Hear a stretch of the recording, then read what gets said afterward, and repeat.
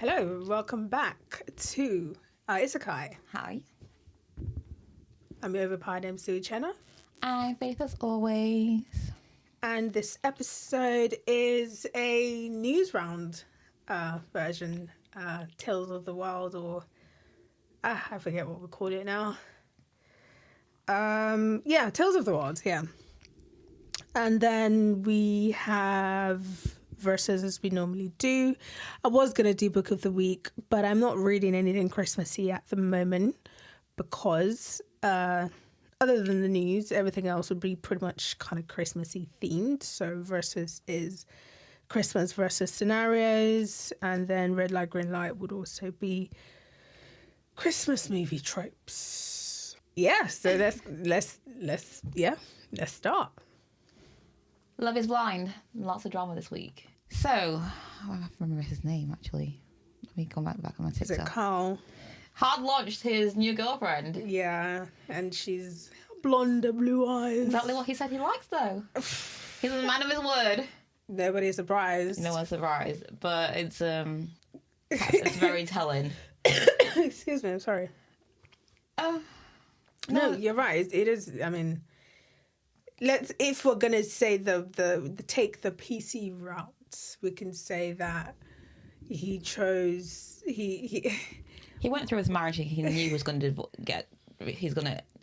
No, I'm saying the PC route. It's like he decided to go for something that he wasn't chasing outwards attributes, looks. He was chasing that is not true. Inner beauty. That's not when true. He went on Love Is Blind. During the episode, she disclosed her heritage and how she looked like, and he was like, "Oh, me too. I have such heritage," and then that's how they bonded. I'm saying if we're being PC, if we're being... he's a liar. He didn't lie. Right. He never lied. He literally told her, "You're not my type," pretty much. And to her, everything was fine, but clearly not to him. So we can say that he's an asshole and he needs to do some inner work on why he likes what he likes. Sure. Maybe that has some inner, something in there. That's fine. But I don't think he lied to her. Okay. He admitted. That could be a lie too. But I think misled. I think he was giving her the reassurance that she wanted, but not necessarily he wanted to give. I think she knew that he was going to try. And that was what he said. He will try. Like, he'll do it. And she thought he was trying. And she thought that everything was going well. But he didn't, I believe he didn't express it to her during the relationship that he was having more doubts or more negatives than positives while he was trying, which makes him an asshole. That's it, really. Because I feel like as much as he's an asshole, we're removing a lot of accountability from my man. What's her name? Sarova. Yeah. Because my man told you you're not my type. But he was also giving her reassurance at the same time, saying he X, also Y, Z, gave her a XYZ. complex about how she looked. I mean, she decided to stay with a man who gave her a complex about her weight and how she looks and stuff like that. Like, forget everything else. You don't want to be in a relationship with someone who does that to you. You probably put it in you need to get healthy type of way. And to her, because of the mentality that they both have, might I add, she thought, oh yeah, I need to do the hustle shit because she's on the hustle shit. And I wouldn't be surprised if they both vote conservative. They're both the same side of the coin. One is just up and the other one is down. Or however the saying is, or both sides of the coin. Or yeah, I mean, because, okay, I saw the video. It's the video of that lady. And she's not wrong. That what's his face is a prick. I don't know the guy, but he doesn't come across so far all the stuff. But it's done, isn't it? It's like... We know he's an asshole. Why I don't know why it's news. I think it's news because we've also got the Brennan and Alexis divorce going on. Well, they've started divorce. That one is news. And I think that's like you're being an arsehole. We're going to call you out for it because that was a very dickish move what you did. I think it's a replay because there's also at the same time there's actually Love Island Italy going on. So there's a lot of, in a Netflix Love Island verse. Love is Blind. That's happening currently now. I'm not watching Love Island. Love is Blind. Love is Blind Italy. Right. But there's a lot of discourse and I think it's just becoming one blended universe. Thing. Yeah. No, I mean, I guess... Yeah, I know. Obviously, they're kind of updating us on his life and stuff, but I think while we can announce it, I don't think we should give him grief for it. We should just be like, well, we knew. Well, I guess that's what they're doing, isn't it? Like, okay. Plus, he's now a public figure. He's in the public because he was on TV. So if you've been on the public, your life to some degree is opposition to the public. Gotta stop this shit. He presented himself on a show, and now people are critical of his life because that's what he's presented. I guess if you start yourself as saying that you're a good person and you turn out to be a dickhead, then people will be like, you are. They're gonna reiterate that you think you're a dickhead. The divorce, Love is Blind divorce. Is this the first one? No, it's not the first one. I think it's the first one that we've known from a couple who's been married long term. Because we know of couples that have been divorced shortly after, but this is the first time we've heard of a divorce from a long term couple who had children together. Mm-hmm. They didn't have a prenup. Oh, well, she didn't. No. She didn't want to because she wanted her family to be. But she had expressed that she would be fine signing one if it was needed upon her. But he didn't want one. No. He said it's okay for her to have one to protect her. Mm. She then said, oh, no, family wife. So they're in it together. I'm really curious to see what's happened. Wasn't he the one that sued Netflix because they couldn't get a job? Was it him? I think it was him. It was not him, I'm sorry. I don't think it's him. I think it was a different person. I think it was a different person. I'm pretty sure he was part of it. Really? Yes. But I don't think his representation was that bad, though. From what I remember of him on the show, I don't think his representation was not bad. bad, but they weren't compatible financially. But she's a baddie. She's a LA, like, she had that, she's got the look, she's got the family, which was why I'm assuming he went, we got to protect you. I hope she was wise and all her money's in her family's name. And then there's also the tech guy. Oh, right, yeah. They said he was cheating. That was a while ago. But now they're going through the divorce proceeding as well. Really? Rumour has it. On the TikToks. Rumour has it. He's going to be fine. She's going to be fine. Yeah. She was a bit cookie for Cocoa Pops. Plus, they were living separately as well anyway. So, you know, it was... Right. It was, if you're living separately like that for a long period... I mean, I don't know if they did say they're going to move closer to each other, but if there's no intention, then... What's the point? Yeah. But apparently he was cheating as well. And he's the PhD holder, isn't it? Yes, he is. She made it like a whole thing. That was so funny to me. Apparently she... Well, going back to the one with the baby, the ones with the baby. Mm. The baby's 4 months old. And... allegedly, I don't know how correct this is, he wants to spend more time with his family and have more family time and eat at the table as a family. Which table are you eating with a 4-month-old? You're sitting on the family table and eating. Mm. This man has lost his mind. You know, a 4-month-old baby is not sitting down at specifically 6 a.m. whenever the fuck you have dinner to have dinner with you. Also, if I'm right in my assumption is the one without the job, you have to be you have to take the L, and you have to be the one at dinner without the breadwinner sometimes because she's out there getting the bread. You also have to remember that she's 4 months postpartum. But do you think the baby's added pressure and that's just exacerbated? Exacerbated the whole thing. Things that were there present. Yeah, it's likely. Because people aren't always ready for they are ready for the baby, but they haven't resolved issues between themselves. And the baby's just like, adds pressure because you have two people who aren't sleeping properly, or one person who is sleeping, another person who's not sleeping. So there's a dynamic of that happening as well. Yeah, no, absolutely. Like I think from what I've read, there are like certain points in a relationship or throughout the life of the cycle of a relationship where things do get quite messy. Is the wedding, a child coming in, financial issues. I think those are one of like the top reasons for separation and things like that. So issues around how you raise a child or children or stuff like that. So I guess it makes them see the relationship in a very different way. Allegedly, he filed for the divorce, saying that they had different ways of saying something. Well, that's sometimes how things on paper aren't always how they are in real life. Maybe he had this vision of what his married with children life was going to look like, and then it didn't play up to par, and it's like, well, they've been married for 4 years. Why he didn't see that during that time? Married with 4 years without a child is different to married with a child. The dynamics of how a relationship develops changes, as you've said. No, I'm not denying that, but I think my question is, what was said? Excuse me.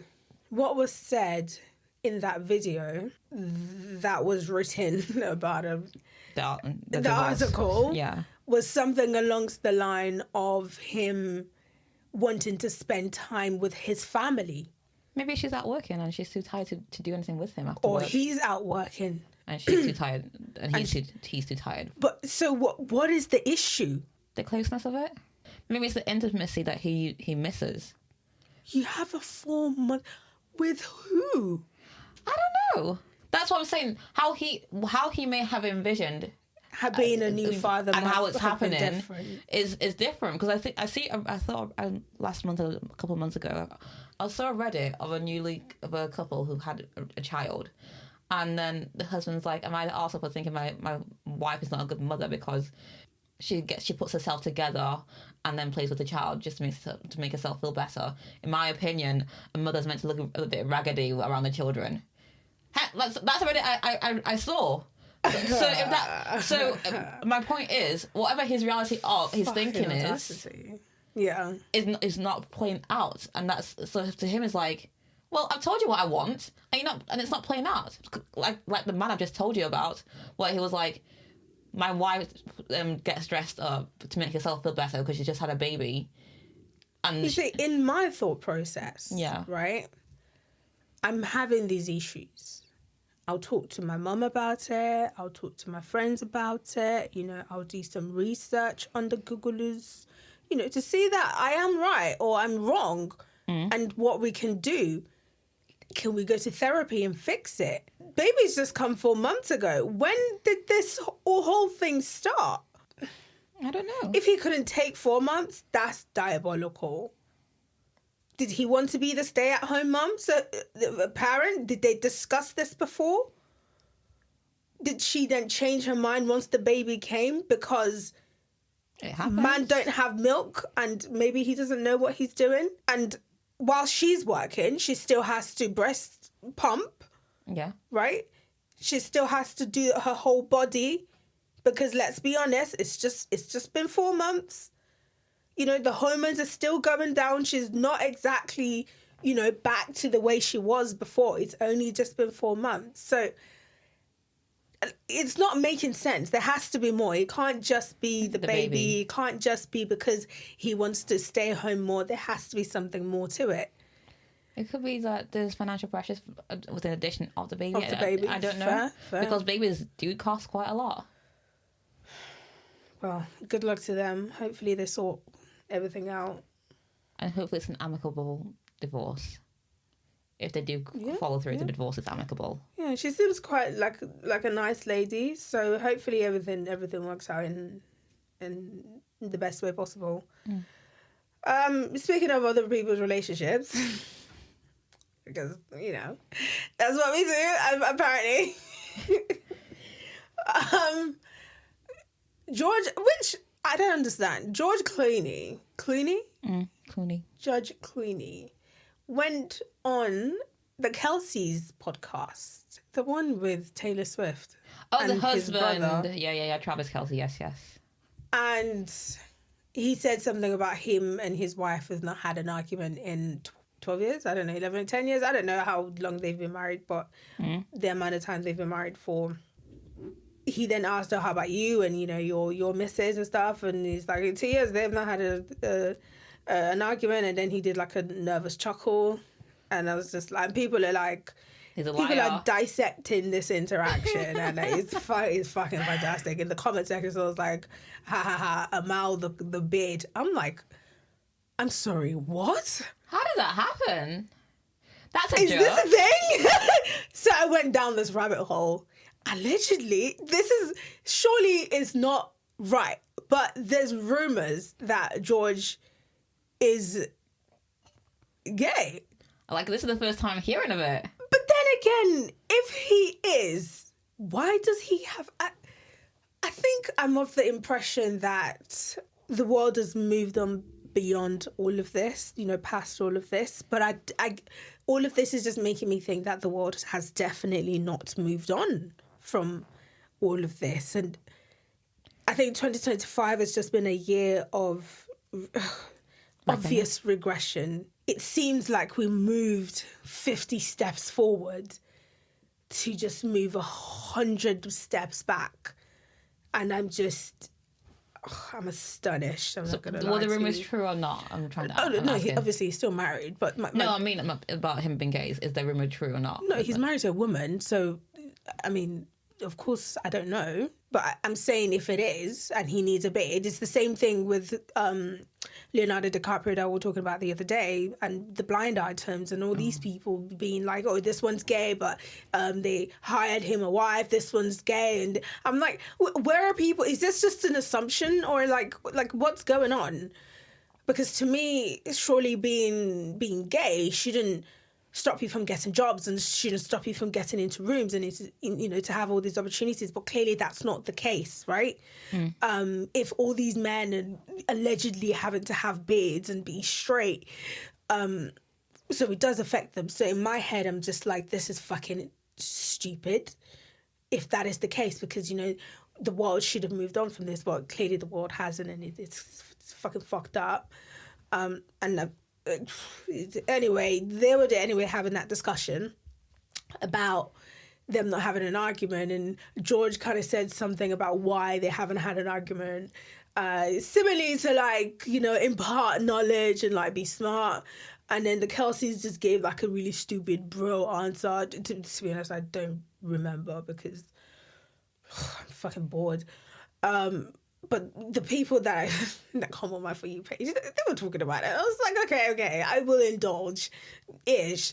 And so someone was breaking it down, and they were like that the body language of Kelsey when he was talking about him and Taylor not fighting was kind of like, oh, he was being sarcastic type thing. The person talking was like, you can see the dynamic between the relationship between George and Amal and this and this. And I'm like, how can you see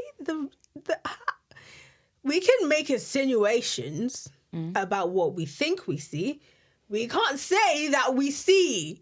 You know what I mean? You can say, like, I'm assuming. I need people to start being Captain Obvious, including myself, to be honest. When you're making a conjecture or something that's not true, like, you're assuming, you got to start with, I assume, in my opinion, because people online are stupid, and they'll go into the world and they'll tell their friends that Taylor Swift and Kelsey, they are something, something, something, because Kelsey on the podcast did the body language of something, something, something. But anyway, this is just me critiquing my echo chamber of sorts, because I tend to find myself in my echo chamber quite a lot. People who agree with me all the time or hold the same ideals that I tend to do. So I like to go to the other side sometimes to disrupt my brain processes sometimes. But anyway, I thought that was worth it to say. Speaking of rich people, Jack of Twitter, of Twitter, because it'll be Elon of X. Jack of Twitter might be bringing back something similar to Vine, I heard. Oh, interesting. Yeah. What, to compete with TikTok or just as a separate thing altogether? Beats me, but I'm assuming it is to compete with TikTok because he done his own version of Twitter, which is Blue Sky or something Blue like Sky, that. yeah. Did Blue Sky take off? A lot of people are on it. I'm not on social media like that, so I wouldn't know. I get told off of not posting enough these days, so it is what it is. Still haven't seen If You Ever Find Me. What's the name of the Wicked? Oh, I saw Wicked. It's a good watch. I'm sure it'll be enjoyable. I just can't be asked, innit? What are you excited to see in cinema then? Nothing. Wow. Oh, that's not true. Pillion. I'm excited to see Pillion. What's Pillion about? It's a dumb-com. Elaborate. Alexander Skarsgård. Yeah, that's all I gotta say. Do you know what I recently watched? Is it Maze Runner? No. I watched it with my brother. It's called Runner something. Running Man? Yes. With, what's his face? Leading man, who is, people say that he doesn't deserve it, which I don't understand. What, he didn't deserve the role? No, they seem to think he's not good. What was it, like an industry plant? I don't know if I'll call him an industry plant because he's been at it for a long time. I just think it's just his time to shine, maybe. But yeah, is it good? It's a good watch. The first part had me thinking like, dearest Lord, I hope this is not where we are going. Because it's futuristic, it's a thriller. And the concept of the story is this: you go on this TV show, it's a real life show, so it's like a reality show as per se. And then you have these hunters who are actually hunting people who have volunteered to be on this show, and the kills are real. And so population thinks, oh, it's just a TV show, it's not real. Like but it is real. These people are getting murdered in broad daylight, and I was like, this isn't where we're going, because the world is so segregated, wealth wise anyway. There's such a massive wealth segregation. I was like, is this where America's going? I say America because, goodness me, if there was a fable, a story with a moral lesson, that would be it. I think people should watch it. It was like, even small things like medicine, like he has a child.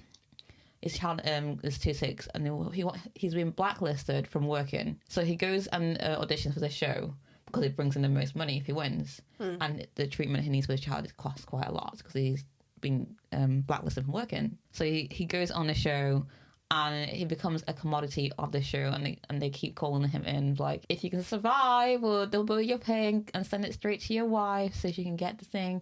And it's a survival of the fittest. It's like a modern day Hunger Games, but based in our universe. I was astounded. I was like, I pray this is not where we're going. I hope like people see who watch this movie will come to sense and be like, we need to do better, or we need to do something to change this. Like, what was like your takeaway from the film? The takeaway from the film. Not to trust media, but because why they got into that situation where there's such a massive wealth gap is because the media has started controlling politics, and that is where we're going currently, where the government and media are almost working hand in hand in regards to what we see and what other people see. And I don't want to say don't trust news outlets, because where else are you going to get your news from? But just to have a note of caution to see who's the source, or sort of thing, or is the source reliable? Because not all media is true media, as we've noticed with the rise of AI. It's easy for people to get deceived because not everyone can has a sense to know the telltale signs of what is AI and what is true. Even if the AI thing is actually true, just have a pinch of let me go back to the original source and make sure I have a better grounding of what I'm consuming. No, fair play. I think we can obviously learn from what happened I think the lesson is beware of billionaires, really.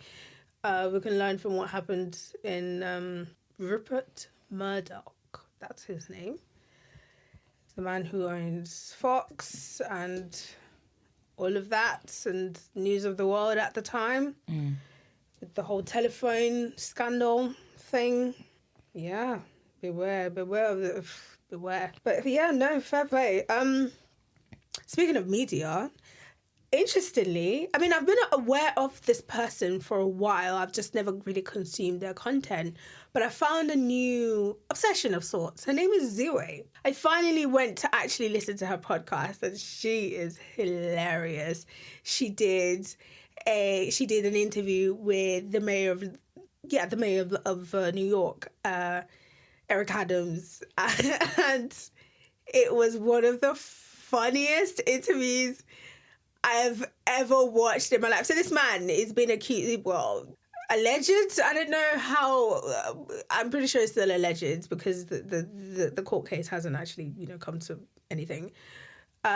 Of bribery, corruption, and all sorts of things, and it's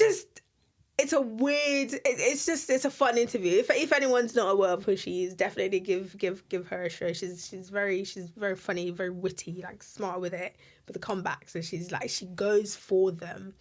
And she's interviewed quite a lot of interesting characters, I'd say. People that I would not have expected to have interviewed with her, I'm surprised she didn't have freaking, I don't know, Hedgeseth or whatever his name is, Pete, on the pod.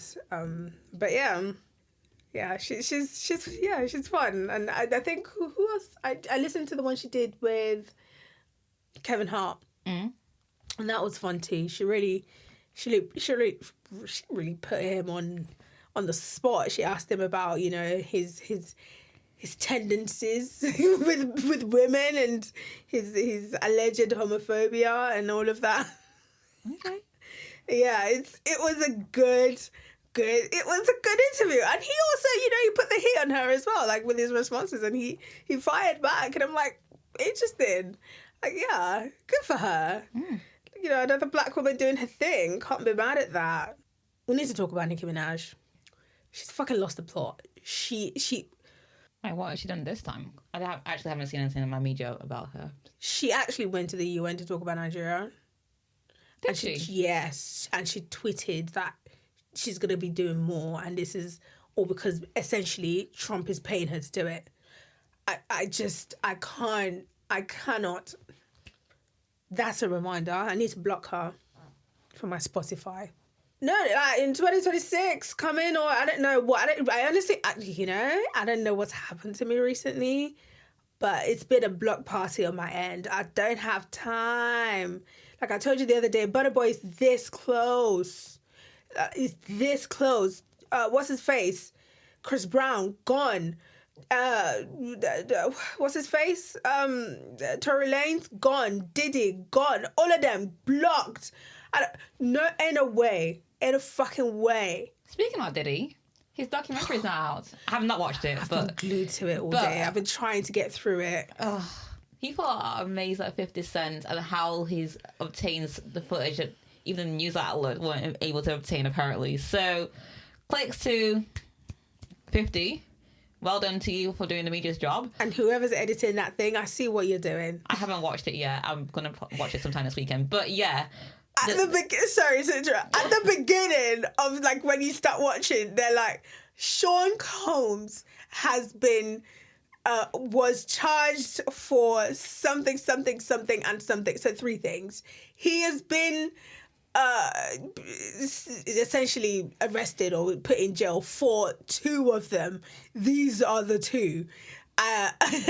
And now he's in jail for 50 months, including time served. And like they'll put that at the beginning and then at the end, and they will definitely put it somewhere in the middle. They're like, you need to remember. That's probably 50. Like, this is it. Yeah. He did it.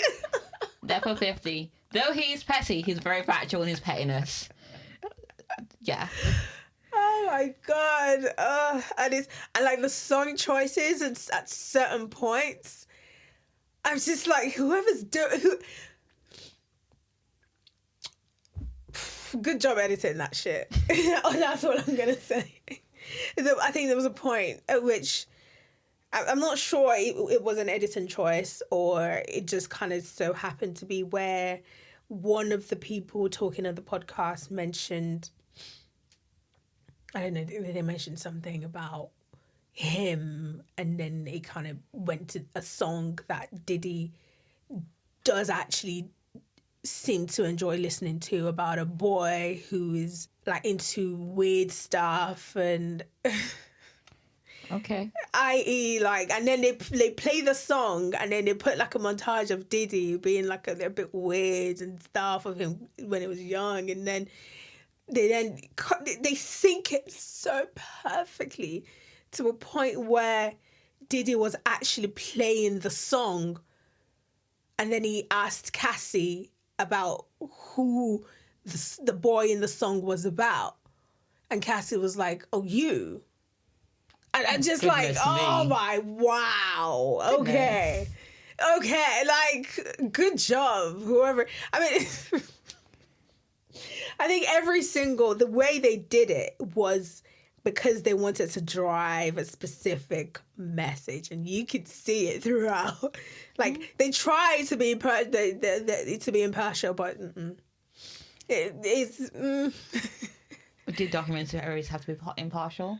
If the fact is a fact. Like, all they've done so far is show us what the videos show. The documentary, well, so far, I don't remember what episode I'm on. So far, they haven't really reached the juicy parts. They're kind of talking about his rise to fame, and they pretty much allude to the fact, allegedly, that Diddy paid to have Pac killed. I saw that take as well on TikTok. There was a tape. Was it? There is a tape that they play the whole thing. And this man he has a case that's going to be tried in 2026.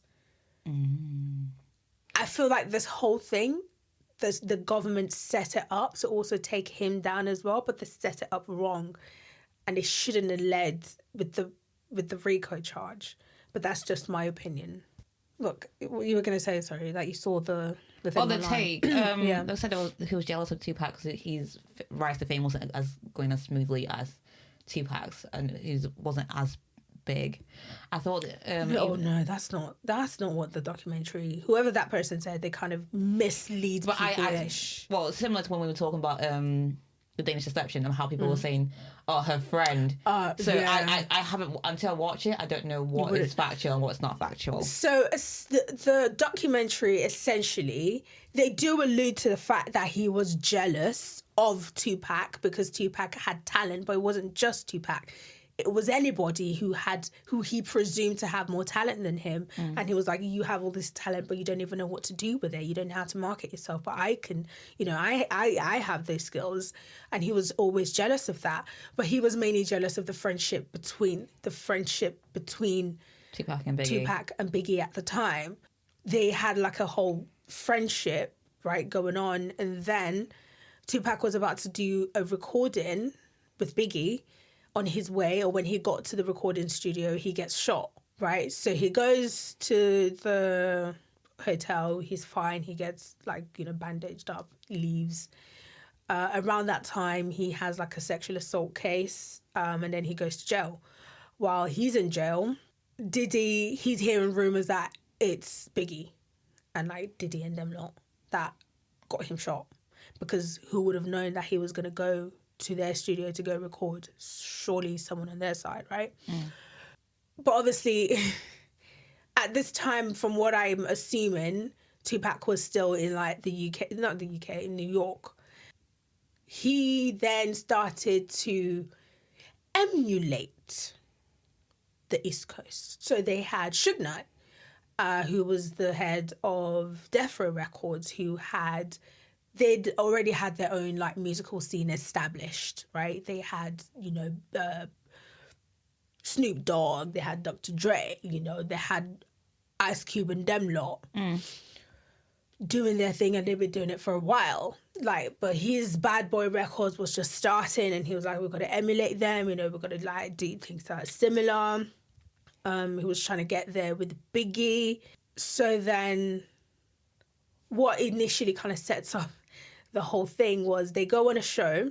Suge was like, now, Suge and Puff allegedly had some type of relationship because obviously Sean Diddy Combs was in the music industry, and so was Suge Knight, who was like the head of Death Row, and like Sean was an intern and he used to like, you know, do the airport stuff with them and drive back, and you know, he would pick his brains, and they were cool, like they had some type of working relationship. So then Suge, they then went on the show. Then Suge, he was a bodyguard. Yeah. So Suge then saw how, like, the inner workings of all these, you know, industries and stuff. And he was like, he got, like, how the inner workings of Bad Boy, technically, he got an idea of what that was like. Yeah. So then he went on a show, on a stage, a award show, and he pretty much said he wants to expand to the East Coast, essentially. And for him to, and he was like, well, since he's in front of music people, he's like, we pay our artists, essentially, and wouldn't tie you down with no money. We take care of our own, unlike Bad Boy Records. So that kind of got what's his face really upset, Sean. Allegedly, according to the documentary, gets him upset. They then go to a party where everybody is. Then some random guy, everyone's leaving, some random guy comes in. Suge Knight is with a friend of his. And then some random guy comes with a gun, shoots Suge Knight's friend in the arms like 5 times while he's looking at Suge Knight. Diddy's there. And then Diddy essentially says to Suge, allegedly, that don't worry, your family's going to be all right. Because Suge has him in like a, you know, like a headlock type thing, because he thought that the shooter was going to shoot him as well, like after he was done shooting his friend. So he, you know, holds Diddy, because obviously Suge is like fucking huge, right? So he holds Diddy so he doesn't get shot. And then Diddy's like, don't worry, no, your family's fine, everything's going to be okay, like you're going to be fine. As the shooter is shooting his friend. Anyway, the shooter goes, Diddy says all these things, and then they leave. Suge is Shooken, yes, but he's also, his head's hot, right? At this time, Tupac is coming out of jail. So Suge goes to visit Tupac in jail. Obviously, Tupac has been hearing that the people who shot him was his Bezzy, Biggie. And he's like, ooh, really? So he joins Suge. And he goes out to LA where they're taking care of him, you know? And he's like, he's not going to work with, what's his face? Anyway, Hit 'Em Up comes out. Tupac said some things. Biggie said some things. War. Excuse me. Because of one man. And there was something about a chain. Someone took a chain. Diddy wanted a chain of someone from the West Side, and he had connections with the Crips, and someone from the Crips takes the person's thing. And anyway, that person, what's his face? Tupac ends up hearing about who the person was, and then they go to like this fight, Mike Tyson's fight. At the end of it, he's coming out. He sees the guy, or someone tells him that the guy is there, the guy who stole the chain. And then there's a stampede, right? They beat the guy up. They leave, they go. And then they get into a car. We learn this after, that if they had just gotten into the car and just gone, then they just might have survived. Or he would have lived, but fortunately they ran into some women, and they were like talking to the women, and then the women were like, oh my God, Tupac, you know? And the people who Sean allegedly gave the contract to, those women, the men, the Crips. Okay. Because he wanted their blood, essentially. For what he had said in the song, and like he wasn't happy and all of that, right? So yeah, those Crips people, they were like, oh really? He's there? And obviously they just kicked one of their own, right? And they were aware of it. So I was like, oh, okay. chance of opportunity, crime of opportunity. Like, he's there. Oh, cool. Boom, boom, boom, boom, boom.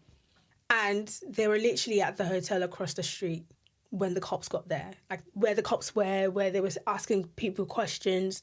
They were in a hotel across the street popping champagne and asking a connect between the LA Crips and the New York ones when they were going to get there. I'm at the... and then we get to the point of Biggie. It's insinuated as well, but we don't have any information about that one, about how he got shot. It was more of a, Biggie was supposed to be somewhere else, and then Sean was like, no, he's not going there. He needs to come here to where I'm going to be at, and that's where he gets shot. Yeah. Oh, so much evil in one man.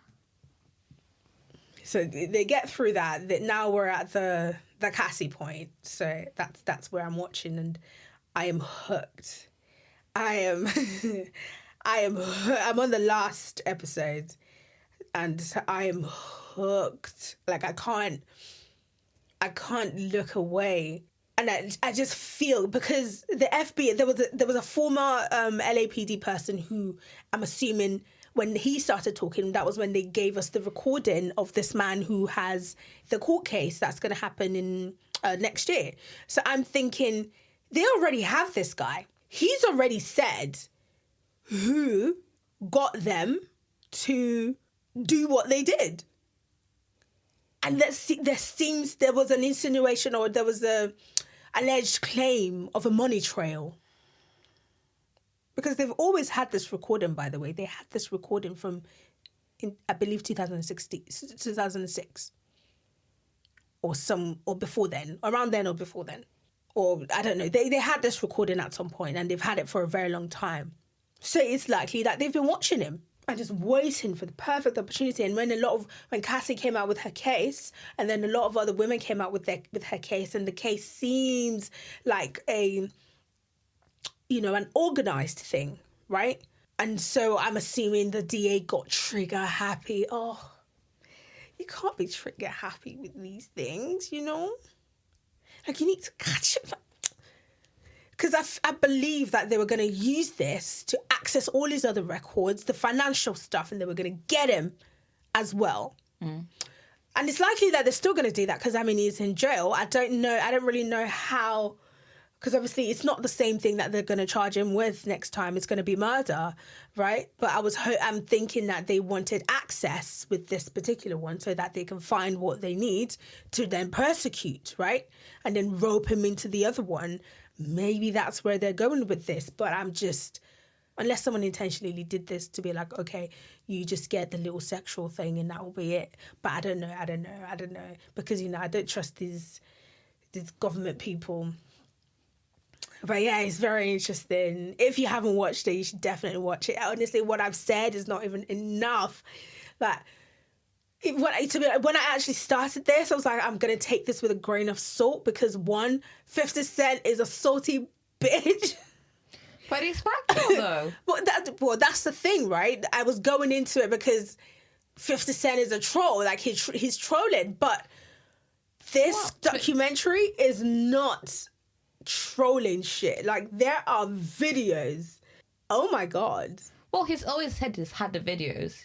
He literally told us last year, I got the evidence. But 50 Cent is 50 Cent, right? Yeah, I guess because we hadn't physically seen it, we didn't know what to believe or not because anyone can say anything, to be honest. Yeah, you gotta see, and he did this deal with Netflix. Netflix, and wow, just good for you. I just don't. I feel like. Maybe eventually it became about telling the truth, but I feel like it was because Diddy pimped out his baby mum, innit? I think it's because it's been brought into light beforehand. He knew it was happening, but the world didn't know. No, yeah. So it's an ego thing, regardless. It's men just slinging their dicks up and down, and it irks me a little bit. There could even be things that he couldn't show us because they're not going to show. Yeah, as I said, it's speculation on my behalf. And one of the people who came on the documentary was one of the men who were assaulted by Diddy. One of the male sex workers who was part of the parties that they would have for days, where they would use LSD, and allegedly both Cassie and Diddy have denied that there was GHB in the baby oil, but one of the FBI files stated that they tested them and they were there, I think. So they're lying. Anyway, Cassie declines to say anything, and so did Diddy. Also, they kind of alleged to Diddy having a very sexually exposed childhood, or sexually charged childhood, because his mother was a singer, and like people from the Knicks and people from all these places will go to their house, and his dad was somehow a drug dealer in like for the rich people, as allegedly. But where I'm at anyway, they don't really connect those dots. One doesn't really have to do with the other. But I believe his Crips connect could likely have been due to his father's connections with the drug world. Fair. So yeah, it's definitely it's a very engaging watch. It's just 4 episodes. Obviously, I had to do like some work in between, so I couldn't mention what it was, but I wanted to so bad. But it's just wow, very enlightening. Makes me just distrust, because what he was doing. Well, I think one of the things that really really sold it for me, like if you're gonna, because there are other things that they could have found in the company files, like financial crimes that he clearly committed, where they could access the files and get him away for a very long time. Why did they not do that?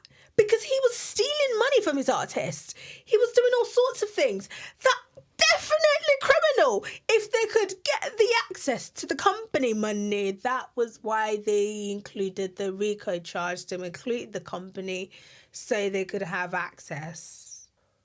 Okay. Fair play. And it's not like, they decided just going to hand over all the documents and all of that.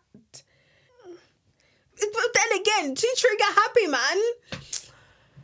Right, so Biggie, in this documentary, it alludes that Biggie paid for his own funeral. I saw that part as well. That Sean did everything, but then he charged it to the royalties that he was gaining on the money. And he faked documents to say that he signed specific things, because at the time that Biggie died, he renegotiated his contract with Bad Boys, and they gave him everything he wanted. Exactly. And the person who didn't want to sign it got fired.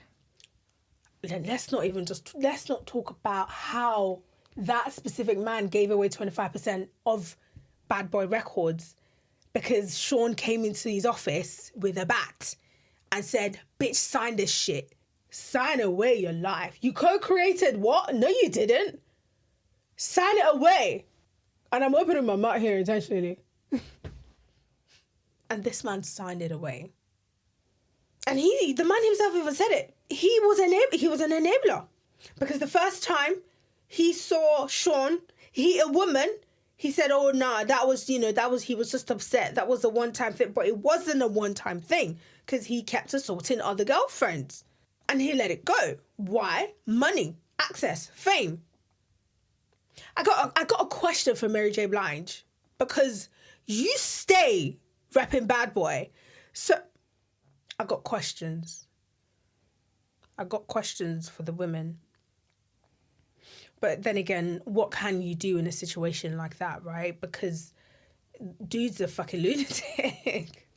Anyway, I guess that's like the hottest thing today, isn't it? The whole Diddy, the Diddy document.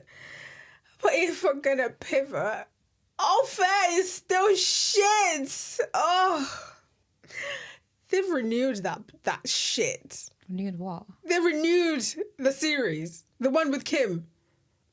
Since that last episode that I watched, I just can't. I cannot. And they've renewed it. Why? I don't know. And then they've cancelled other ones, which make sense, please. Like, anyway, moving on. I saw in the news, I don't know how true this is. I should probably look into it before I start chatting shit. But there was a study that was done that kind of said that humans don't fully develop or leave adolescence until they're age 32. That can't be true. I'm not surprised when it comes to the case of men. Ooh, who said that? Not me. Every episode, men must catch a stray, you know? But yeah, it said adolescence lasts until 32. But then I was like, you know what, fair play. Because like America was like, you can't be president unless you're like above 35. So I'm like, you know, did they know something that we don't know? Because I find myself still learning about the world and growing, and my ideals are still changing. So fair play. It makes sense. You know, my emotions are very erratic sometimes. I'm just a girl. I'm sorry. Wow. I'm just a girl who she just needs to hydrate, you know?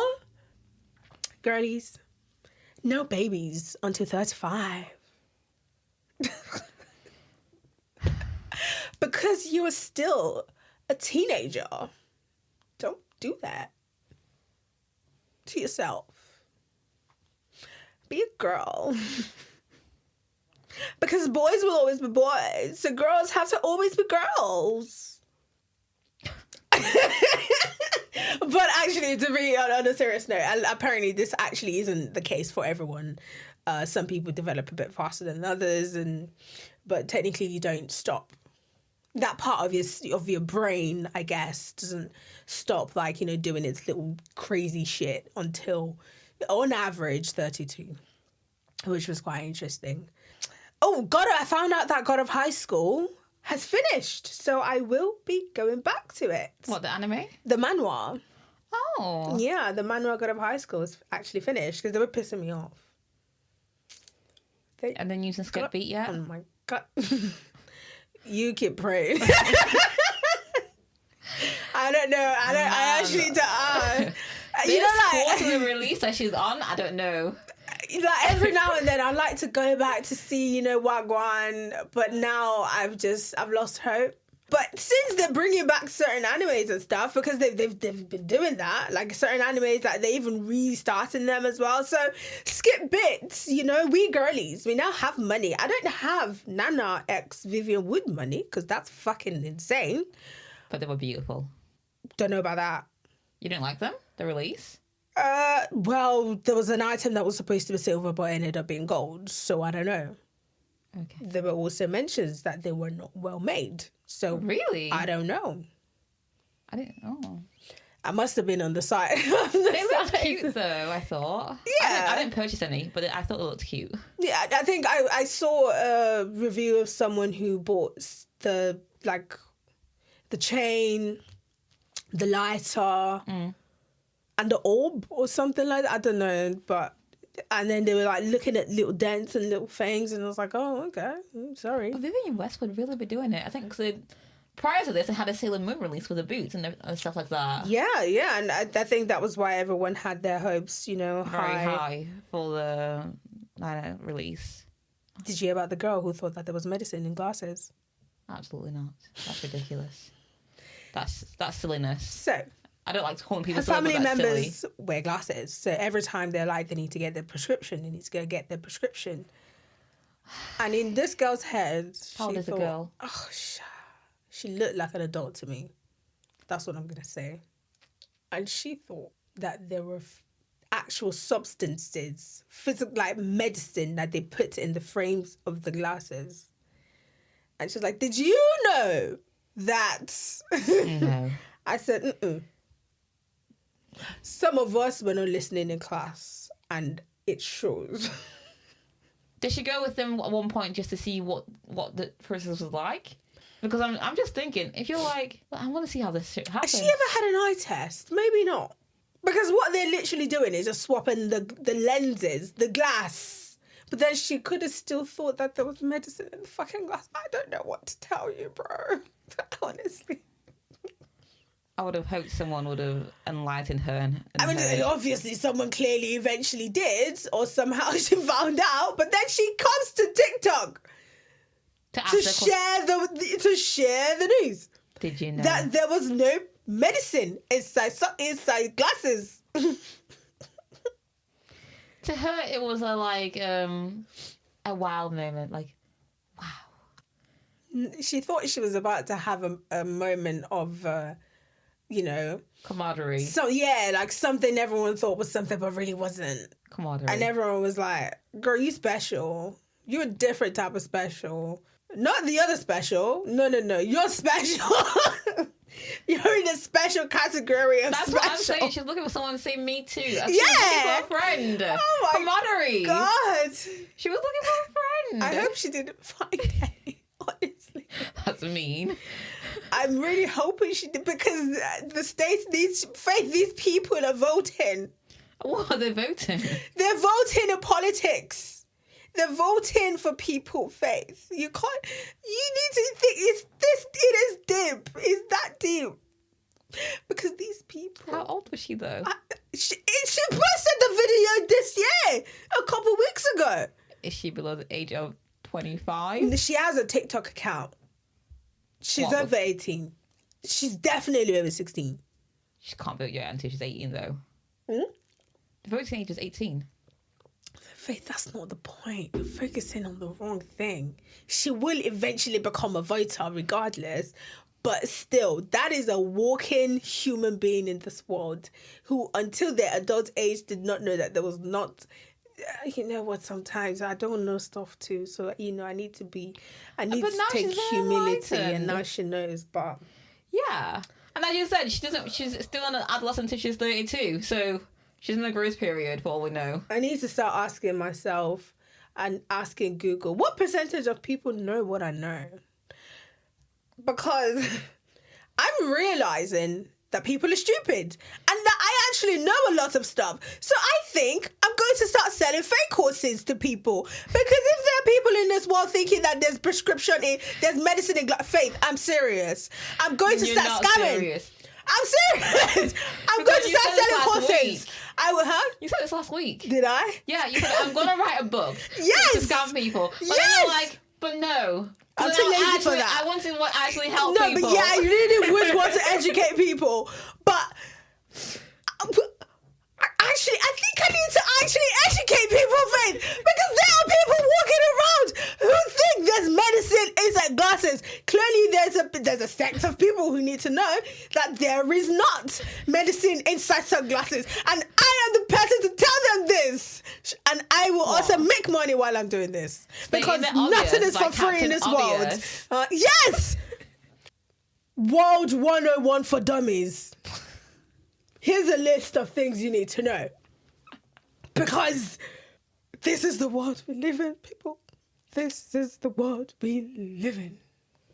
I don't know why I was there, but oh my God. Oh my God. Faith, did you know that Keisha, the one who's in love with her therapist, she's still going? I thought the therapist has moved on. She's still going. Like, she's still doing this. This woman is still doing story time. But I thought her therapist has moved on. Well, whether he's moved on or not, she clearly ain't. But she's still going. I can't. Speaking of people that are deluded, there is this man who is the king of Pion Pion. Are you on Pion Pion TikTok? No. There is this man who started posting videos about his world and this his kingdom, the kingdom of Pyongyang. So he's going to then select his wives. And he does this whole video of all these beautiful women. Oh, gorgeous skin, like, what's that, obsidian? Just glowing, right? Beautiful women. So clearly, man's got taste, fair. Anyway, he has a contest and he does a video where he's, you know, saying their attributes and being like, so this one loses because she doesn't have so-and-so. And then we have a winner, and then it's this like really, you know, somewhat popular creator on TikTok, and he's like, she's the winner, she's the queen of Pyongyang. Fantastic. Well, congratulations to her. And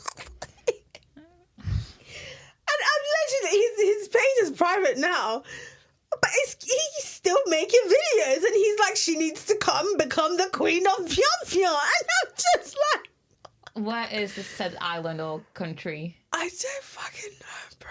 I'm sure he said, but I just... And then all the other brides of Pyongyang start to come out. Like, they were... They got to the final stage. It was between her and the other girl. And the other girl, who was, like, second to the last or something, she then came out.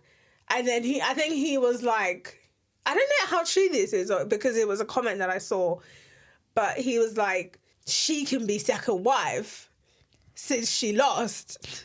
So she doesn't get the privilege.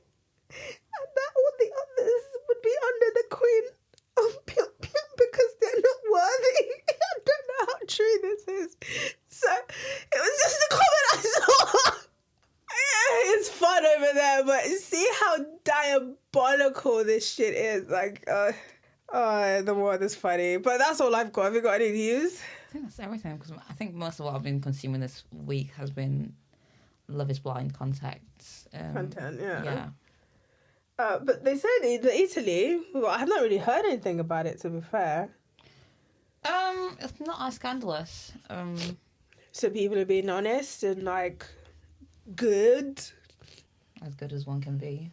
Well, I'm not watching it, so I don't really know what's happening apart from what people are saying. So yeah, fair play. All right, so we're gonna go to versus Christmas scenarios. Right, so versus, the segment where we take two things that should never be compared, we put them in a festive headlock of sorts, and we get a winner. Because it's Christmas, we're gonna make it Christmas themed and big drama, questionable decisions. So let's get to it. Leaving your partner for someone you meet in a small town over 24 hours versus quitting your job on Christmas Eve to find yourself. Which one would I rather be in? Yeah, which is the worstiest? Which would you rather, like, which one do you relate to? Which one would I rather do then? Yeah. Okay. Or which one do you like the best, or? Quitting your job Christmas Eve, because that's just iconic. Yeah, especially, I guess you, like, definitely have, like, a shitty boss in it. And it's like, almost like an F you. Like, you can't ruin my happiness. Yeah, and then you just drop the thing and just walk out. Exactly. Into the sunset. Yeah. Iconic. Fair play. Relate so hard. No. You know what? Okay. Yeah. A snowstorm that traps you with your ex, oh Lord no, versus spending the holiday with your partner's overly cheerful family. Cheerful family. I can bear with it, you know. A little sip of wine. I'll be cheerful with them too. Ex. That's toxic. I can't stand happy people. And then there'll be like a barrage of them. But you can take like mini breaks. Escape somewhere. They're a happy family. They'll follow you and be like, oh my God, you need some company? And then you'll be like, no, babes, I need some space. And they're like, and then they'll take offense. No, they won't. Yes, they will.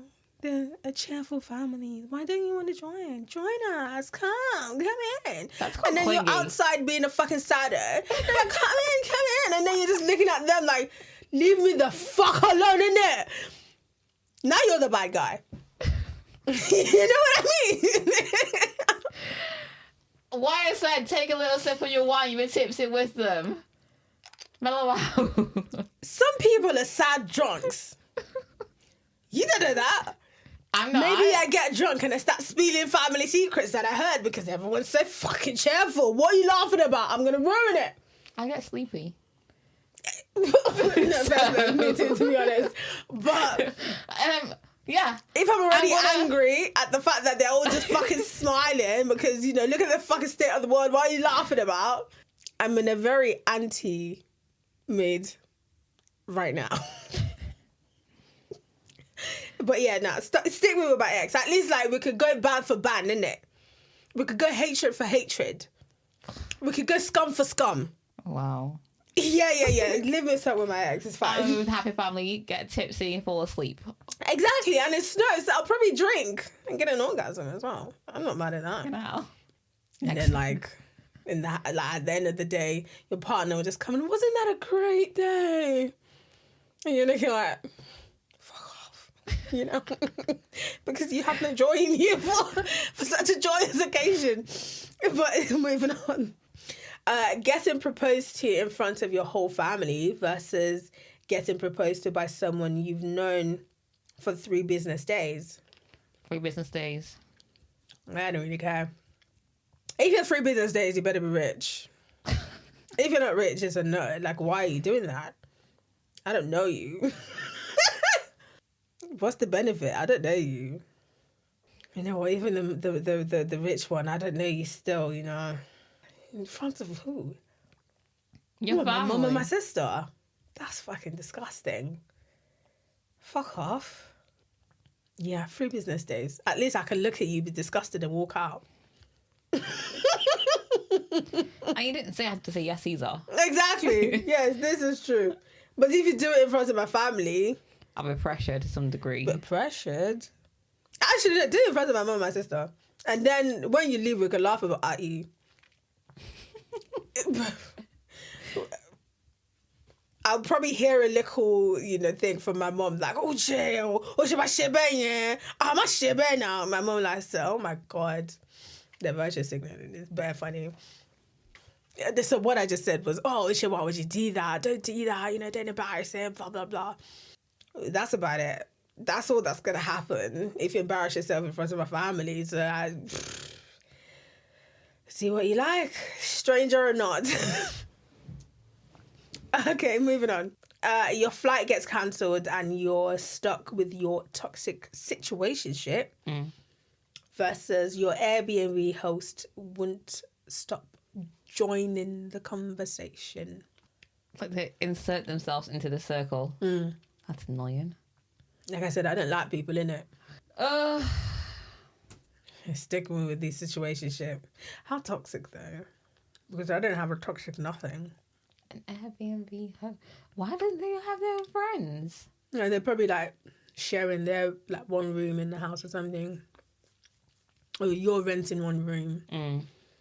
Type situation. So what, you're like in the kitchen and you're talking to someone and then they're like, oh, and they keep doing that. Nah, we're gonna fight. We're gonna fight. That's too close proximity, you know? Like, what are you doing here? I mean, I don't know. What if I like hint that I don't want them in a conversation? But they're gonna keep joining. That's annoying. Yeah, toxic situationship. You? I don't know, both are not great. No, they're not. But my flight gets cancelled on top of it. How long does the Airbnb... Because like if it's one day, it's fine, you know? Because it's my flight gets cancelled shit that I don't like that. Yeah. That would stress me the fuck out. And then you use your ex as well at the same time. No, your toxic situationship.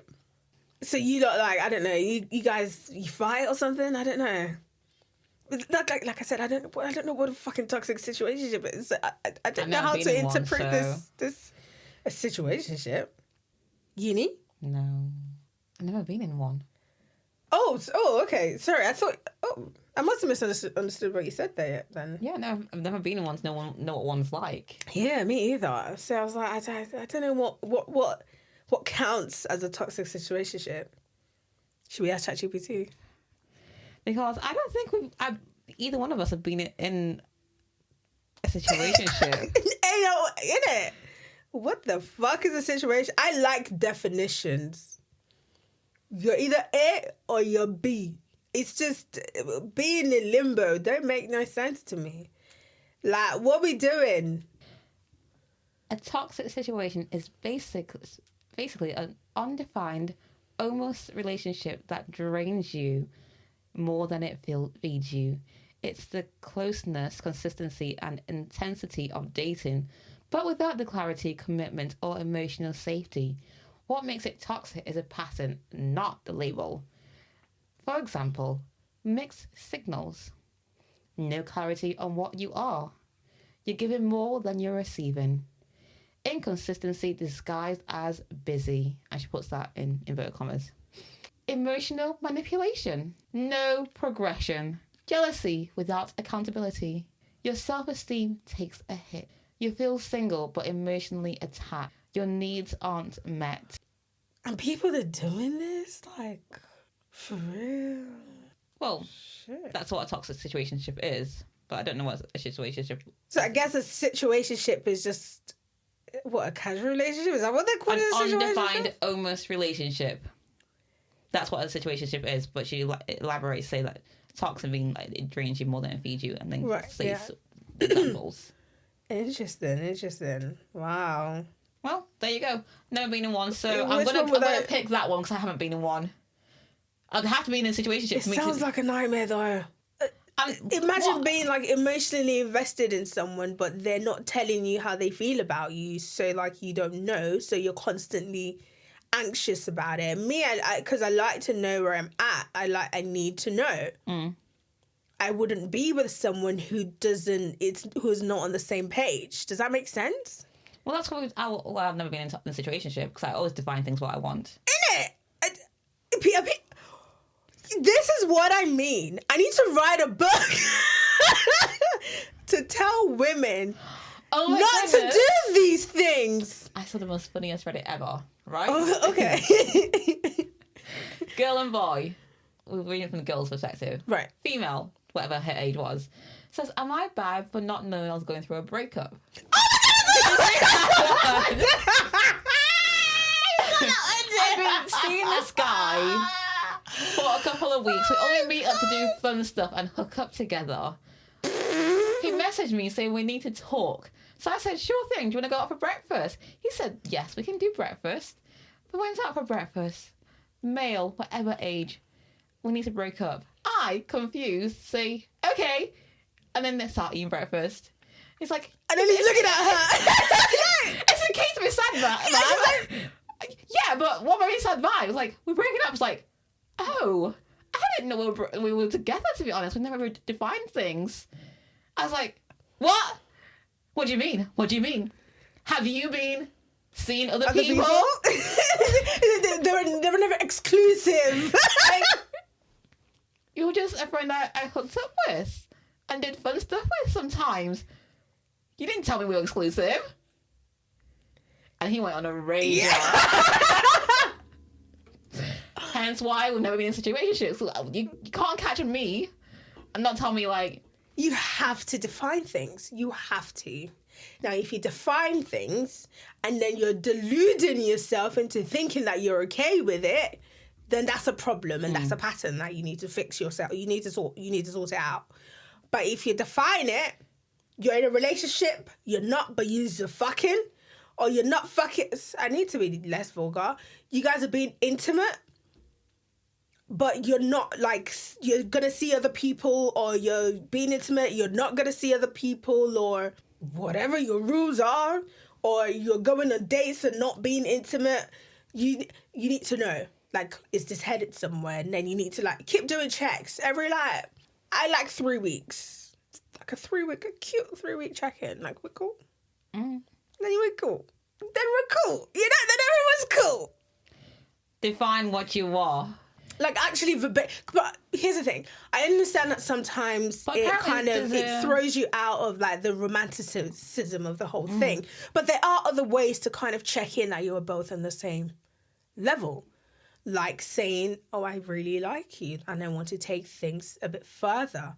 That's not like oh, sit down, let's have tea. Will you be my girlfriend? You know? Apparently it's coming out of, out of fashion to define a relationship these days, from what I've been seeing on the TikToks, with people not clarifying where they are. That's just a way to get fucked. But that's the thing that I've been seeing, especially with the re-rise of the trend of... now, you know, we were going through a phase of, oh, don't label me. Label it. What? What is it? Dating rewinds with the the raps. Dating raps. Like with the rise of raps. Like, I was seeing this guy, but we didn't like clarify where we are, so I was just seeing this guy. I've been seeing like are people not like asking, or are people not just like taking the step forward? I think this is evidence that I'm going into my auntie era. Okay. But I think, and also me kind of taking on the auntie role literally in my life, we are losing recipes. I'm not kidding.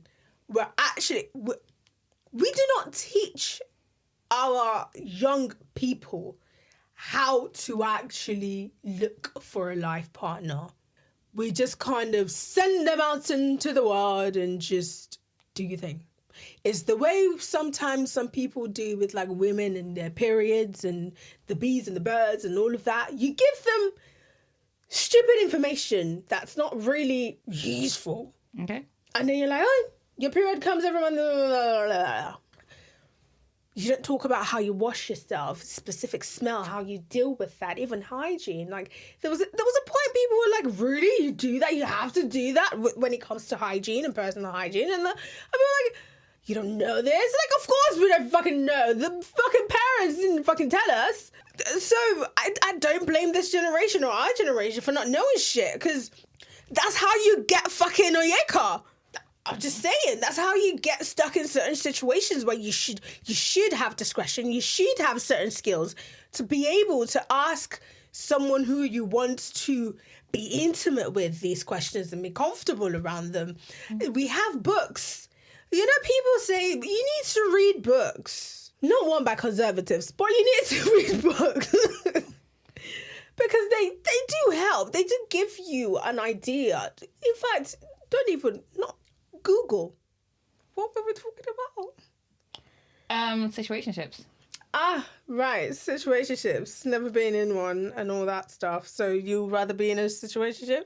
Well, I've never been in one, so in this situation, I'd be like, well, I've got no one to offer you as in on a platter. So yes. So we're just just a cancel flight. I was there with my matcha line, waiting for my next flight to reload. Fair. Going back to that Reddit thing, I'm so sorry. Could that have been the reason why the guy thought they were in a relationship? She thought they were just casual, so she didn't give him any depth. And maybe his issue was there was no depth in the relationship. I mean, he's a prick, but they need to, regardless of whether he thought he was in a relationship, she didn't. He needs to express that he wants to deepen things, right? Because one of the comments I saw was that he was using that as a test to see how sad she was going to be, to see whether she was like if she was going to beg or something, or like how emotionally invested she was in a relationship. Because he was like, let's go out for breakfast. What weird time to break up with someone at breakfast? When are you going to do it, at dinner? I've only broken up with people in person or text, so I don't know. Like it was literally like a daytime sort of thing. It was like coming over. It was daytime. Oh, fair enough. But he stayed. He stayed to crash out. He stayed and had breakfast with her and saw that she was not upset, and he got confused. Because if you're doing a breakup, you don't sit that after you've had your conversation of why you want to break up. Yeah, but then she was like, can we eat then? And then they start eating, and so he's flabbergasted. Like, you still want to spend time with me? Like, I just broke up with you. You could have said, type shit. no, it's okay, but you can have breakfast. I've been off for today. Yeah, but he was stunned. He was looking at her like he did. The answer and the response he got wasn't what he was expecting, I guess, which was very prickish of him. Because he thought she was going to be more upset than he was for the relationship to end. Yeah, and I was like, that don't break up with someone to test their feelings. Yeah, that's ridiculous. Yeah. That's mind games. You don't do mind games. And well done for her for just being confused by the situation. You know what's funny? You don't do mind games with someone who's not aware that you're doing fucking mind games, bro. That's how you get hurt. She was so nonchalant with it as well. You're like, but she didn't know. It's not her fault that he's. That's why you need to define the relationship so we know where you stand. So when you break up with someone or not, but like, I didn't know we were dating. Do you know? Yeah. You can't break up with someone who doesn't know they're dating. To them, it's just like a regular day. Yeah. We're just going out for breakfast, which is what they typically do, right? They have fun and they go to places together and they do cutesy shit. I like this girl. I need to go back on Reddit and maybe I'll send her a direct message. But I think they're Americans, so yeah. Moving on to the next one. This is versus after all. The Christmas tree falls on you during decorating versus the lights blow out because someone wanted ambience. The lights blow out or someone wanted ambience. I don't want a tree falling on me. Goodness. The lights blow out. That means I'm going to have to replace my lights. Doesn't that mean that? Yeah. Yeah, no, the Christmas tree can fall. On you? Yeah. I would just pick it up. We'll stand out. Everyone would laugh. It would be a bit embarrassing. No, remember that time? Yeah, moving on. But you see that lights and whoever wanted that ambience, I will remember that for the rest of my life and I will hate that person because you made me maybe even change my fucking fuse box. And that means I'm calling out the electrician on that emergency thing as well. Do you know how much that fucking cost? Don't piss me off. The Christmas tree can fall. We can always buy another one. Next one. Finding out your partner bought your gifts from Tesco on the way versus pretending to love a handmade gift that looks like trauma. Which one would I rather have in a situation? Yeah, which is just the Tesco. shitty one. I'd rather have Tesco. It's the thought that counts, and we'll just put it away every year. That's a constant reminder. It's just a crappy little gift. Well, I don't know. What am I going to do? It's the emotion that went into it that counts. Yeah. For me, it's the afterthought of the Tesco run is more irritating to me than because I would have been thinking for months and months and months what to get you, what to do when you just went to Tesco. Yeah. Okay. Upon reflection, I agree. Well, on the day he's done a run. Yeah. Yeah, okay. I'll take the crappy gift. Sorry, my head would be so hot. I couldn't take it. Just give me your shitty, crocheted, whatever. That, or your shitty wooden carved, whatever. You know, your little project that you've been doing on the little, what's it called? What's that thing that we were going to buy? A 3D printer. That you think that I would use, or because, you know, it's personalised, it's handmade, it's cute, you know, it's the thought that counts. Yeah, I'd rather that. And then, you know, we'll just put it at the back of the cupboard. And then in 5 years, we'll throw it away. 5 years? I'm being gracious here. People have emotions, you know. He'll be like, oh, babe, how about the thing I got you? I think we gave that to charity, like, anniversaries, like the 10th year of anniversary when we're moving out, I think. You know, one of those, they don't have to know. Out of love. I did that out of love. Of course. I kept it for 5 years. It haunted me for 5 years. To be honest, a week after you told me, I would have told you that shit's shit. But still, nah, if you're gonna be with me, you gotta know that, you know, I had a crazy thought today. I think I was watching a TikTok, or maybe I was on Reddit. I don't know. I was consuming some type of content when I had this thought, and I was just like, I wonder what type of marriage I want. Okay. And I was like, I started off with, we could sleep in different rooms. And I said, no, different houses. And I was like, well, moving around the kids and stuff like that couldn't work. Like, what if that person wants, like, emotional, lovey-dovey shit? And then I was like, I wouldn't be with a person like that, right? Surely. And then I was like, okay, yeah, no, that makes sense. So, like, what would the dynamics be then? Like, how are we dropping off the kids? And, like, is it 1 week at my house, 1 week at my partner's, or, like... It's like a divorce couple. Would we be partners? Right? Because then I was like, how would this, like, the intimacy work as well, right? Because I'm like... You definitely like a divorce couple. I don't need it every day. But what if he's a person who wants it every day? And then I'm like... And no, I wouldn't be with someone who's like that, right? Surely. So... What you want... is a friends with benefits, what you're describing. Someone who lives so far apart, but then you meet once every so often, and then you fuck up again. This was just the fun scenario that I was messing with in my head. But it's an interesting one. Very unusual. I think the kids will, after school activities, and then they'll fuck off to their fathers or something. I'm joking. I'm joking. I'm actually joking. Okay. Some of my watches have been like, oh my God, I hope she never has a child. She will traumatize a child. Wow. That's so funny. It's so fucking diabolical how funny I think I am. I'm really not funny. Okay. Moving on.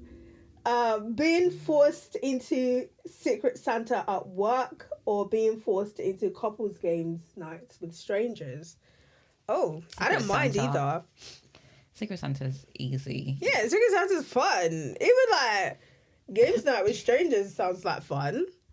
You get to know, like, you see the little couples like arguing in the corner about something that they got wrong, and you're just looking like, oh wow.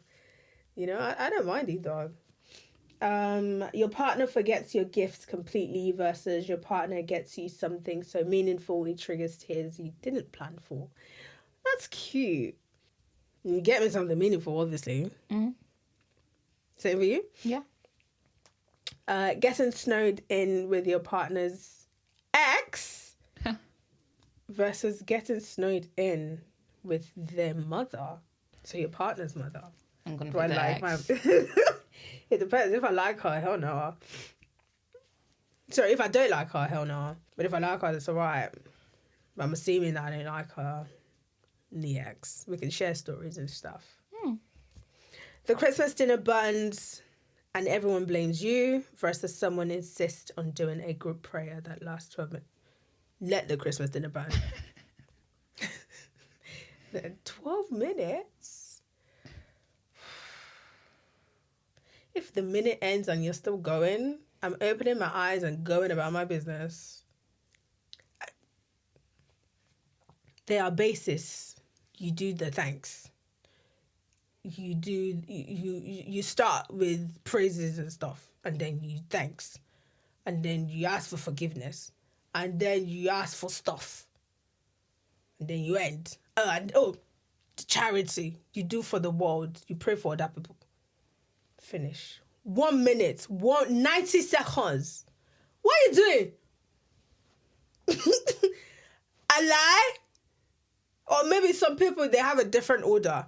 They do the praises, and then they ask for forgiveness, and then, they ask for stuff, and then whatnot. They pray for other people first, and then they put themselves at the end.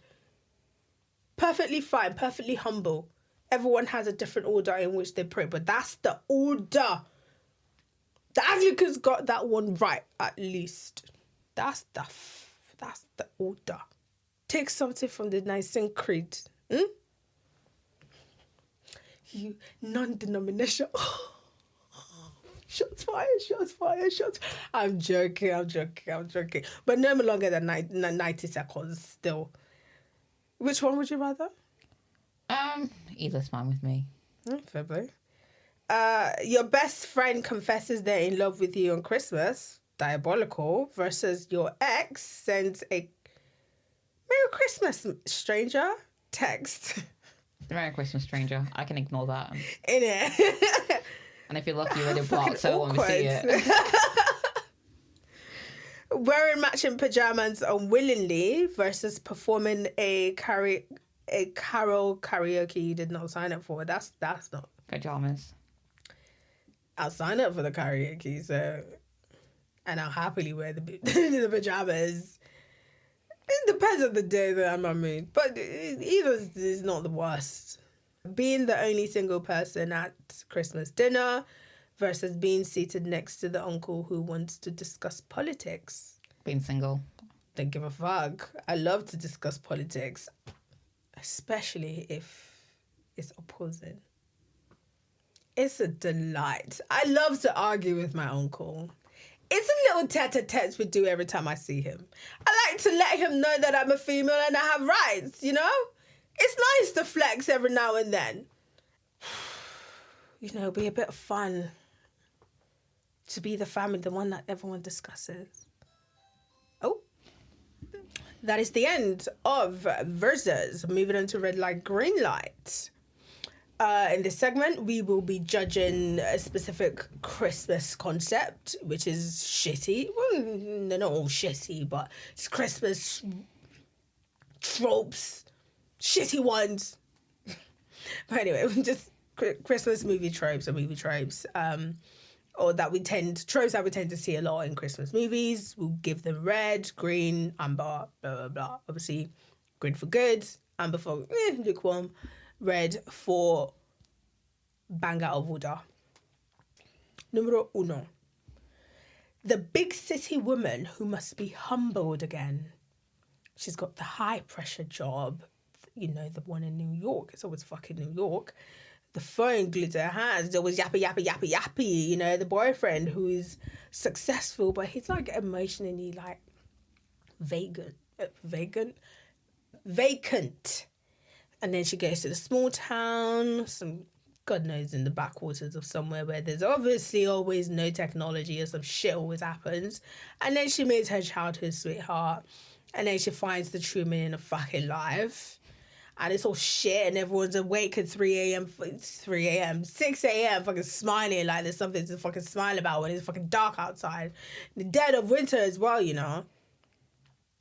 The big city woman who must be humbled again, you know, because she needs to go down to earth and visit, you know, the good old salt of the earth people in whatever backwash town that she grew up in.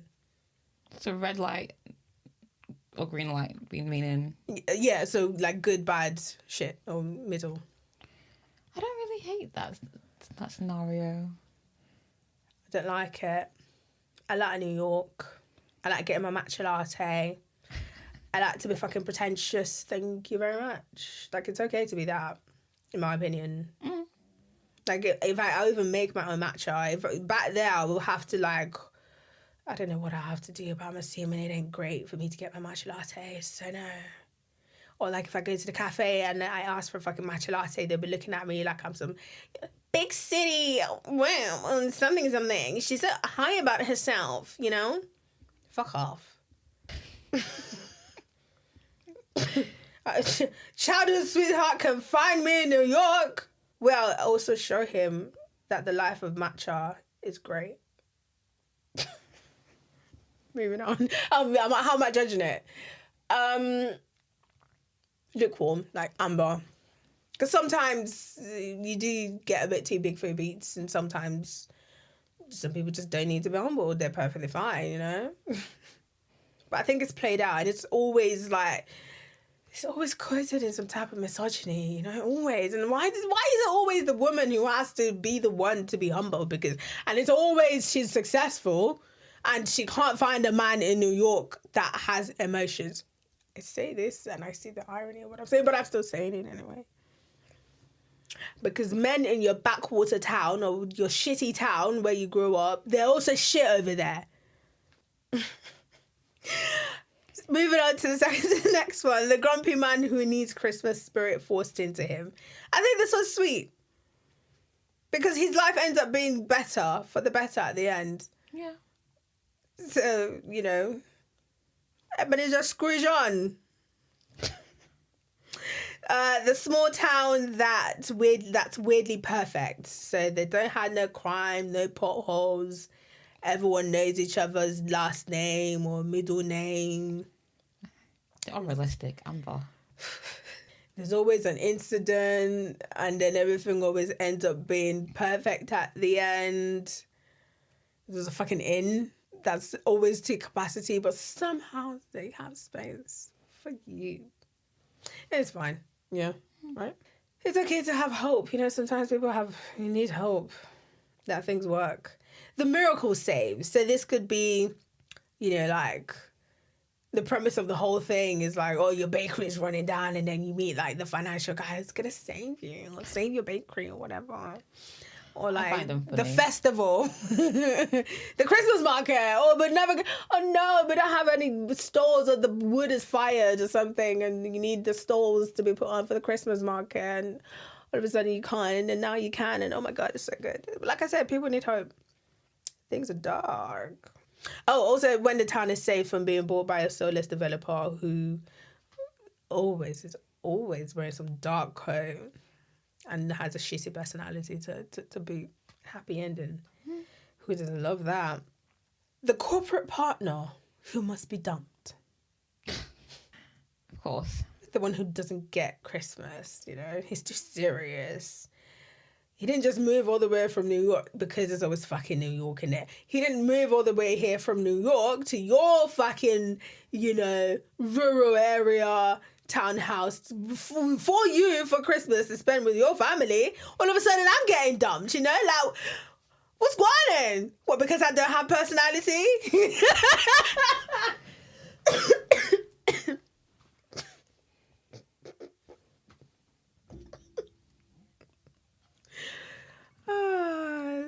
It's funny, but the person is just always doomed, and then they make them the bad guy as well for no reason other than because that plot, you know.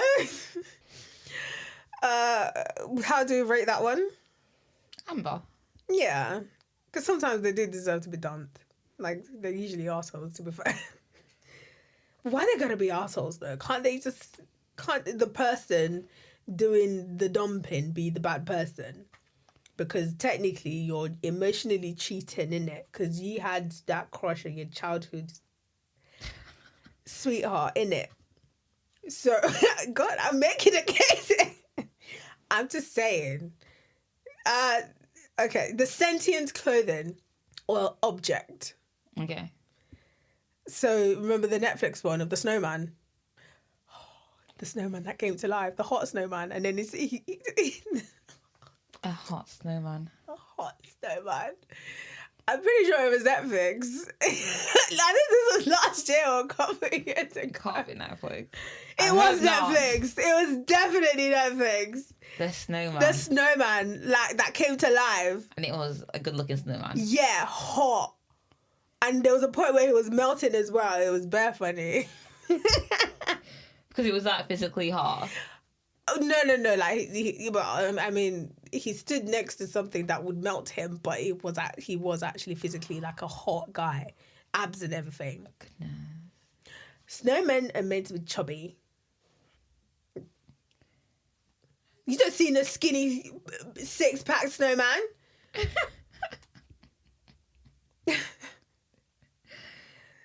I think this is an amber. I'd reckon. There's always the magical old person, elder. Yeah. Who was giving advice, unsolicited, but advice nonetheless. Usually shopkeeper, a librarian. Oh God, fucking always. Anyway, it's harmless usually. Yeah, and the advice is not usually that bad either. Yeah, green. The work deadline on Christmas Eve. It's chaotic. I love it. It's so fun. It's fun to watch. Fair play. I'm not in the chaos. I'm watching someone else's chaos. Diabolical. Fair play. So would you be giving that a green? Yeah? Yeah. Okay. I think it's a fun watch. Amber stuff. Amber.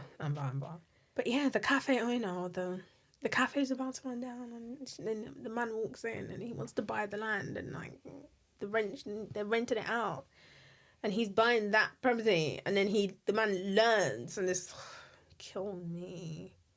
It's always he can smell it. It brings back his childhood or some fuck shit. Red, you know what? That one gets a red. I really prepped that one up real nicely for that red. How about you? An amber, because he learns the story. He learns halfway through. Nah, fuck that. People sometimes need to learn that their little shop will be taken over by Starbucks. Unfortunately. Capitalism.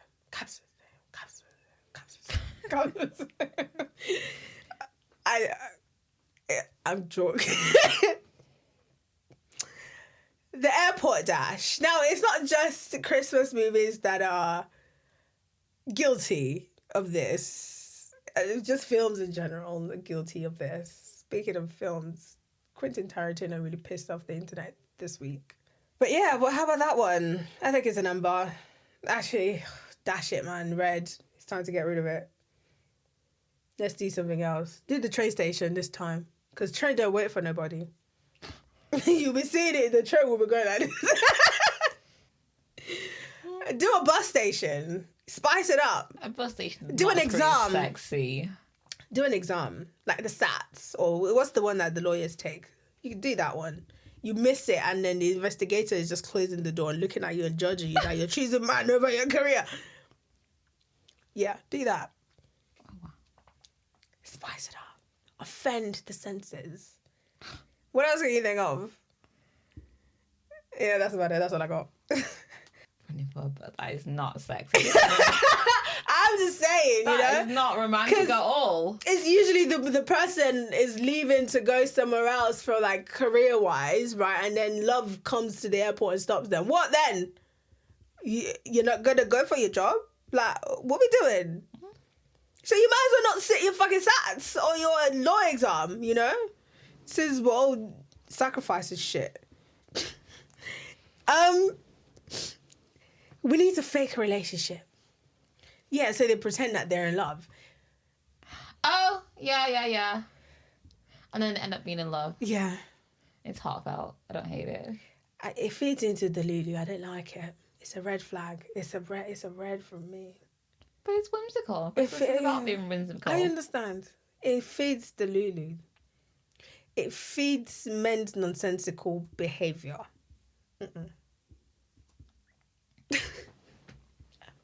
It's just, I feel like women, excuse me, some, before the beans people come for me, some people would look at that and be like, oh, I could do a situationship. This is cute. Because this fake relationship thing is a situationship.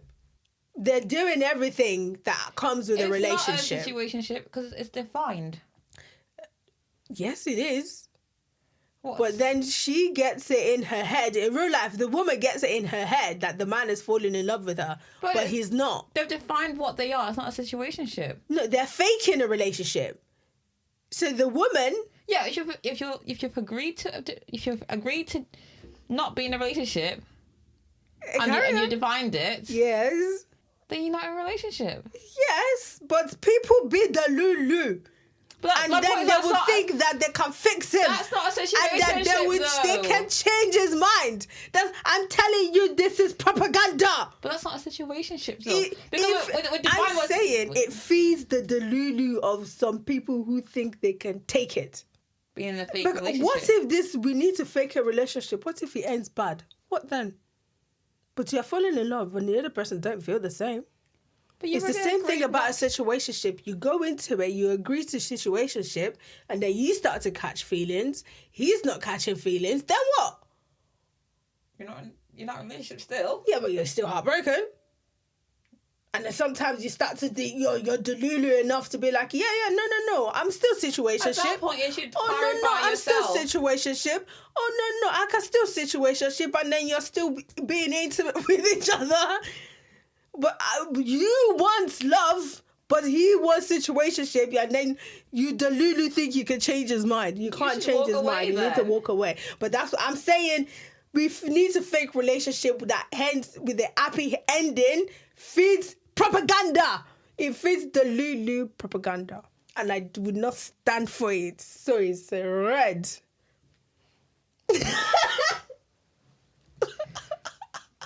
I know the mental optics that I used to jump to this conclusion. I understand that if some people don't see it. But I see it. I see the propaganda that Hollywood is trying to inflict. Dead ass. Christmas Day confession. Don't like it. Typically of love. Excuse me. Sorry? Don't like it. No, neither do I. Are you mad? It's Christmas Day. Why are you ruining my day like that? Innit? Because now I have to think about like, no, leave me alone. I'm busy. Right. Leave it to Valentine's Day or something. Or after. Or any day where we're not actually celebrating other things. Rubbish. Lonely Christmas. Sad, single Christmas. I don't think it's sad. They portray it as sad, but I think a lonely Christmas is not bad. The character that like spends the holiday alone, and they emphasise longing, regret, a missed connection, and then like they're saved from their loneliness, typically by a man who just slips them away.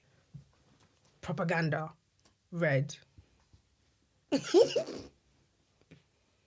What says you? Sorry. Oh, did you see? You're not on Twitter anymore, but did you see Sabrina Carpenter's tweet about the thing? People are like, don't Taylor, use my music. Yeah, it's that easy. It's that simple. Your silence is deafening. It's that easy.